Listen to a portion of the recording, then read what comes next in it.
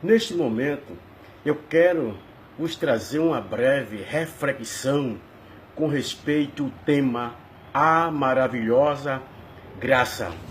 E eu quero tomar por base os versículos que se encontram na carta do apóstolo São Paulo aos Romanos, capítulo de número 5, que tem por epígrafe: por um homem vieram o pecado e a morte, por um homem também veio a graça. Os versículos de número 12 ao versículo de número 21. É extensivo, mas vamos ler e escute com muita atenção. Assim está escrito: pelo que, como por um homem entrou o pecado no mundo, e pelo pecado a morte, assim também a morte passou a todos os homens, por isso que todos pecaram. Porque até a lei estava o pecado no mundo, mas o pecado não é imputado não havendo lei. Então, quando a lei foi dada por Deus ao seu povo por intermédio de Moisés, então o ser humano passou a ter conhecimento do que era o pecado. Logo, todos estavam perdidos, condenados diante a lei de Deus. E a lei de Deus já apontava para um Salvador. A lei de Deus já dizia que o homem precisava de um Salvador. A lei de Deus serviu como aio até Cristo vir. Então Cristo veio para libertar todos os transgressores da lei. Nenhum homem será salvo por cumprir os 10 mandamentos. Todos estão condenados diante de Deus. O único meio de escapatória para este homem ser salvo é através do ato da graça e da misericórdia de Deus. Então sigamos os versículos. No entanto, a morte reinou desde Adão até Moisés, até sobre aqueles que não pecaram à semelhança da transgressão de Adão. Aqui mostra a natureza pecaminosa estava sobre todos os homens, porque foi herdada pelo pecado da desobediência de Adão, o qual é a figura daquele que havia de vir. Mas não é assim o dom gratuito como a ofensa, porque se pela ofensa de um morreram muito mais a graça de Deus e o dom pela graça, que é de um só homem, Jesus Cristo, abundou sobre muito. E não foi assim o dom como a ofensa, por um só que pecou, porque o juízo veio de uma só ofensa, na verdade, para a condenação, mas o dom gratuito veio de muitas ofensas para a justificação. Porque se pela ofensa de um só a morte reinou por esse, muito mais os que recebem a abundância da graça e o dom da justiça reinarão em vida por um só, Jesus Cristo. Pois assim como por uma só ofensa veio o juízo sobre todos os homens para a condenação, assim também por um só ato de justiça veio a graça sobre todos os homens para a justificação de vida. Porque como pela desobediência de um só homem muitos foram feitos pecadores, assim pela desobediência de muitos serão feitos justos. Veio, porém, a lei para que a ofensa abundasse, tornasse real, um fato. Mas onde o pecado abundou, superabundou a graça, para que assim como o pecado reinou na morte, também a graça reinasse pela justiça para a vida eterna por meio de Jesus Cristo, nosso Senhor. Então aqui está esses versículos como base bíblica, se referindo ao pecado que entrou no mundo através por um ato de desobediência de um homem, que foi Adão. Também a vida eterna veio pelo ato de obediência de um só homem, Jesus Cristo, porque aonde o pecado abundou, a graça superabundou. Aqui nós vemos que a maravilhosa graça de Deus, já estampada nesses versículos, em toda a carta aos Romanos, Paulo se preocupou-se para mostrar a graça de Deus, o perdão de Deus, a misericórdia de Deus. Mas como entender, né, a graça de Deus? Vamos ver o que a Bíblia tem a nos dizer, o que a Bíblia nos mostra, porque eu sigo este princípio: a Bíblia interpreta a própria Bíblia. Há muitos que complicam com as suas interpretações, com as suas exégeses, dão interpretações que não condizem com aquilo que a Bíblia diz. Então eu vou manter só naquilo que a Bíblia diz. O pecado não pegou Deus de surpresa. Quero deixar isto bem claro. Pode alguém dizer assim: Deus é responsável pelo pecado ter entrado no mundo?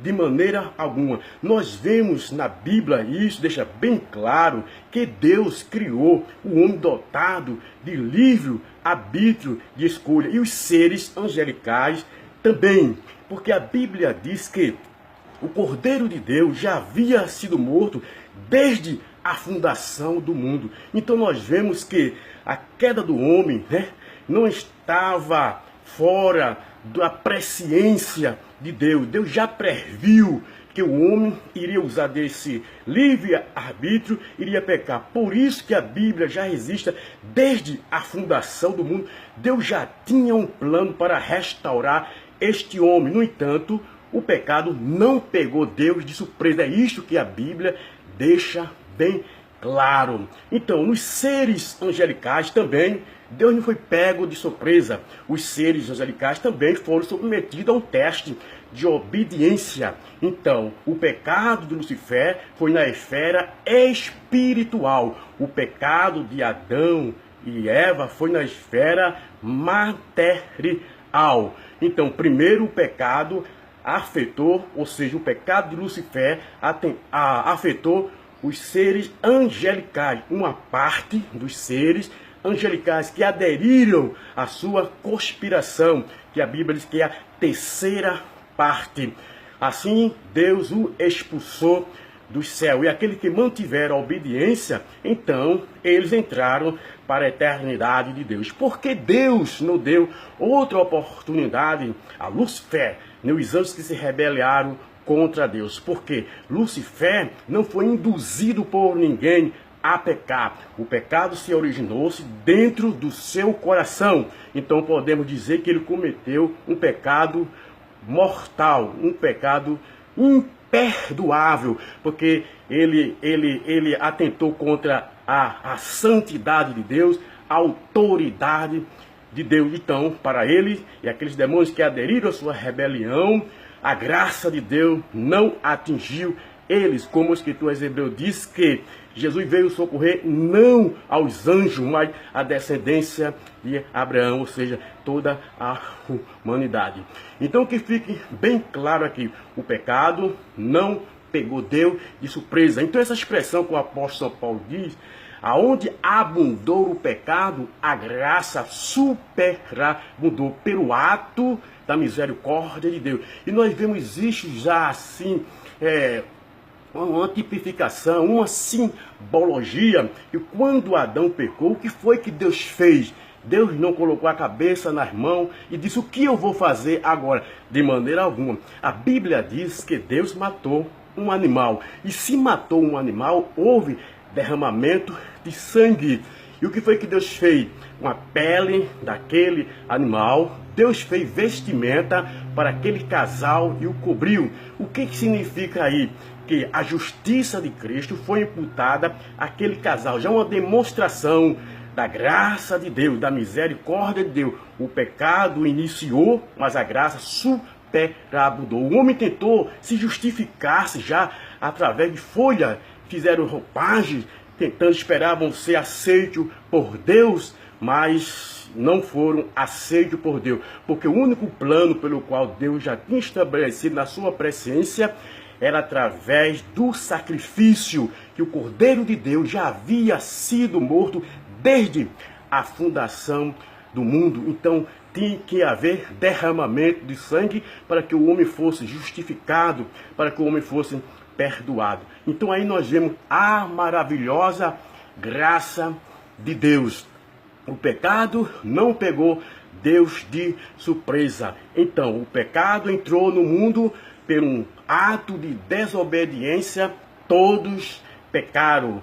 A morte foi tríplice, ou seja, o homem morreu espiritualmente falando, o homem morreu por ficar separado de Deus eternamente, e a morte física também passou a reinar neste homem, porque Deus diz: tu és pó, e ao pó irás tornar, voltarás. Então a primeira morte do homem foi a perda da comunhão. O homem foi desconectado da sua comunhão para com Deus, porque na viração do dia Deus vinha e falava com aquele homem. Não havia barreira na mente, na consciência desses homens, desse casal. Então ele ouvia a voz de Deus, nada acusava de pecado. Mas no dia que ele pecou, ele se escondeu da presença de Deus. Então aí nós vemos que a primeira morte foi a morte espiritual, no sentido de comunhão, e esse homem ficou já separado de Deus.